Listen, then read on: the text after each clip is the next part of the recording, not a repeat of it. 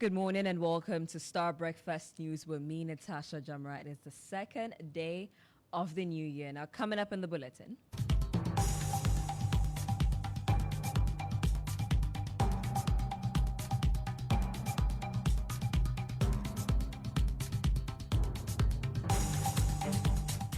Finance Minister Dr. Mohamed Amin Adam is expected to present the mini budget today after prolonged delays. Also, political scientist and founding member of the NPP, Dr. Amakuba, kicks against proposal to make current majority leader Afenyo Markin the minority leader in the upcoming 9th Parliament. First of all, you cannot be majority leader and immediately becomes apply or canvas for minority leader too. Because as majority leader, you are the leader of the... Also, running mate for the Convention People's Party in the last general election, Wayugana Manti, accuses NDC of distorting the country using 31st December coup commemoration. We've accused the NPP for trying to alter Ghana's history. Now the NDC comes, because of a landslide victory in one election, they are beginning to throw in some narratives that will look like changing the history of this country. And banking consultant Dr. Richard Itiahine urges President-elect John Dramani Mahama to strengthen the country's remittance system by creating a dedicated unit to monitor and track its operations in order to stabilize the economy. He must strengthen the remittance, even create a new unit at central bank, like Bangladesh. Bangladesh get 95% of remittances through banking system. We get just about 50%. We have this and many more coming up.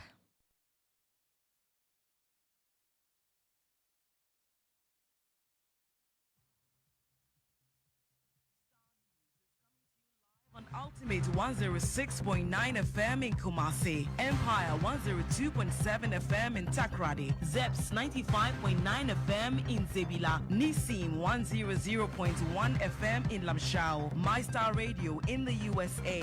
Also live on Facebook on Star 103.5 FM and on starfm.com.gh around the world. This is Star 103.5 FM. Star News. Informed, in depth, in touch. Now, Finance Minister Dr. Mohamed Amin Adam is expected to present the mini budget today after prolonged delays. The expenditure in advance of appropriation is crucial to ensuring that government operations do not grind to a halt. The NDC side earlier served notice that the incoming Vice President Jane Nana Opoku-Agyeman will present the budget shortly after being sworn in if the Finance Minister fails to present it. We'll bring you live updates of this from Parliament. Now to our next story. Political scientist and founding member of the governing NPP, Dr. Amakuba, has kicked against proposal to make current majority leader Alexander Afenyo Markin the minority leader in the upcoming 9th Parliament. 5 days to the dissolution of the 8th Parliament, MPs and party functionaries have already intensified efforts to get their choice selected for leadership position. The Women Caucus and some other MPs belonging to the NPP are pushing for a Futu MP Alexander Afenyo Markin to be made minority leader. But Dr. Amakumba tells Star News making Afenyo Markin minority leader in the next Parliament amounts to rewarding mediocrity.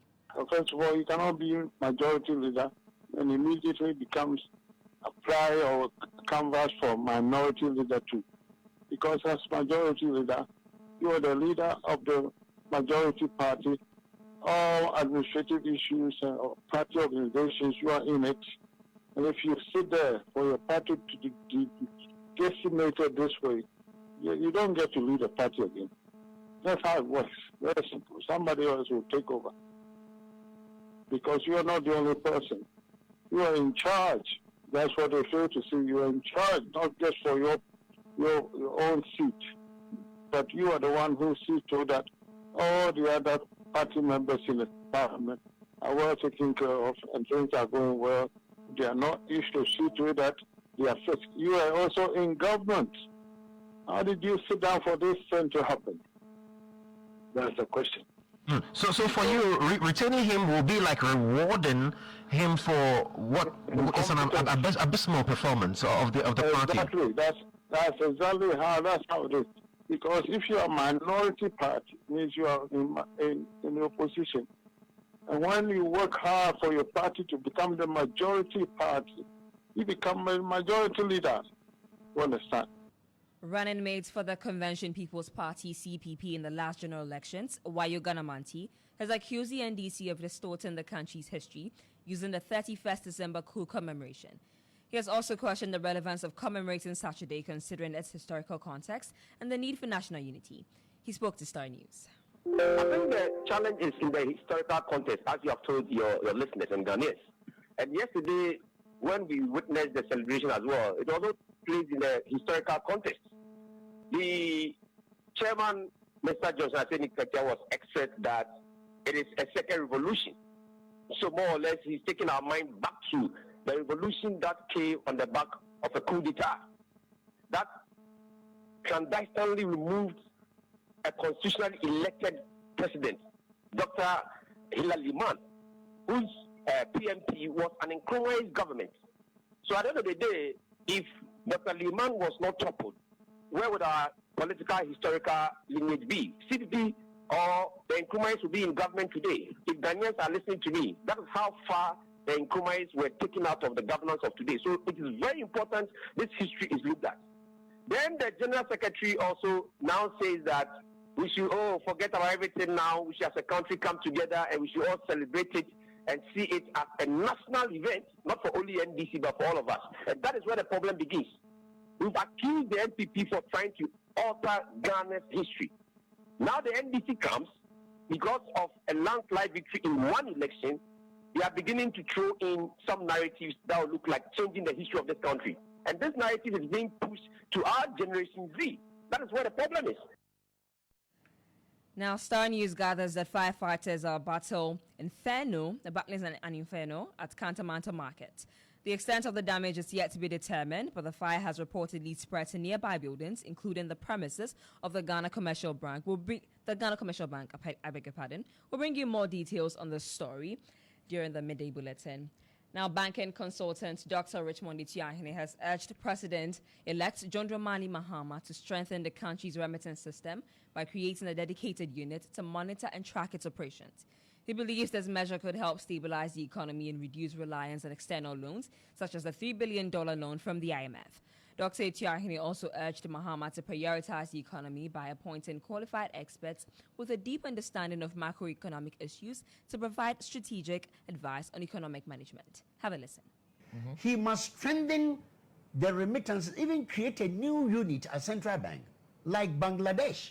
Bangladesh get 95% of remittances through banking system. We get just about 50%. So the 50%, the other 50% doesn't go into the banking system. Okay. I'm going to give you figures. Last 2023, World Bank told us 4.7 billion. We track only 2.8. 1.9 is gone. Previously, 4.2, we tracked 2.1.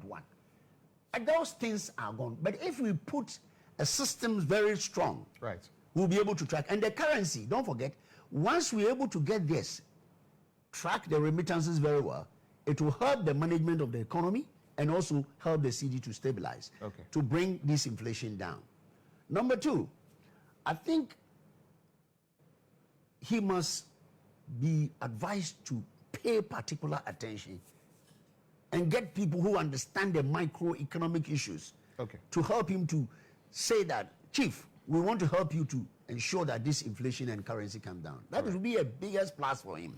And then the next one will be, how are we referencing the debt? I'm not talking about the external debt or the local debt. I'm talking about the 35 billion contractors debt and the energy. Now, former Member of Parliament for Garo, Dominic Ezuma-Azimbe, has bemoaned the level of neglect local assemblies have suffered in the last 8 years. According to him, the assemblies have been denied adequate resources to initiate development projects in their respective communities. Dominic Azimbe, who is a local governance practitioner, is therefore urging the incoming John Mahama administration to pay more attention to local governance structures. He's advocating for an increase in the amount allocated to the assemblies by the District Assembly Common Fund. He spoke to Starr News earlier. I thought that the surest way for development in this present in our present state is through these assemblies. It is for them to empower the assemblies financially. But here was it, they had gone to cap the assemblies common fund. And so the percentage that was supposed to go to every district was virtually nothing to write home about. And so that was the first thing that affected the flow of these assemblies in their performance. That was the first thing. Secondly, you realize that they appointed district chief executives. The internal mobilization of revenue was nothing to write home about again, because they didn't empower the assemblies to be able to tackle these issues very seriously. In terms of revenue generation, the Ministry of Finance attempted to rope into the Assembly's revenue mobilization into the main Ministry of Finance. It didn't work out. It didn't work out. And so they had to push it back to the Legislators' Assembly. Property rates, fee fixing, and all those things. So I believe that with the new government, we are the initiators of the current local government administration. We will give it a second push. Star News is coming to you live on Ultimate 106.9 FM.